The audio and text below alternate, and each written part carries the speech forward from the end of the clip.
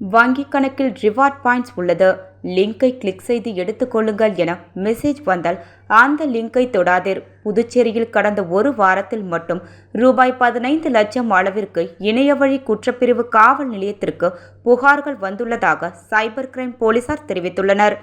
இது சம்பந்தமாக இணையவழி குற்றப்பிரிவு முதுநிலை காவல் கண்காணிப்பாளர் கலைவாணன் பொதுமக்களுக்கு விடுத்துள்ள எச்சரிக்கை செய்தியில், வங்கியிலிருந்து அனுப்புவது போன்ற மின் அஞ்சல்கள் அல்லது எஸ்எம்எஸ்கள் மூலம் மர்மமான மற்றும் மோசடியான இணைப்புகளை அனுப்பி கிளிக் செய்ய வைப்பார்கள்.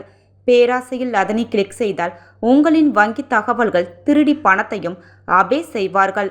எனவே ஜாக்கிரதையாக இருந்து சந்தேகமான லிங்க் எதையும் கிளிக் செய்யவே கூடாது. எந்த வங்கியும் இந்த மாதிரியான லிங்குகளை தன்னுடைய வாடிக்கையாளர்களுக்கு அனுப்புவதில்லை. வந்திருக்கும் மெசேஜ் மற்றும் லிங்கின் உண்மை தன்மையை தெரியாதவர்கள் அருகில் உள்ள தங்களது வங்கி கிளைக்கு சென்று விசாரிப்பதே சிறந்தது. மீறினால் பண இழப்பு அபாயம் அதிகம் உள்ளது என தெரிவித்துள்ளார். மேலும் சைபர் கிரைம் குற்றங்களில் பாதிக்கப்பட்டோர் சற்று நேர விரயம் செய்யாமல் இலவச அழைப்பு எண் 1930 அல்லது cybercrime.government.in என்ற இணைய முகவரியில் தங்களுடைய புகார்களை தெரிவிக்கலாம்.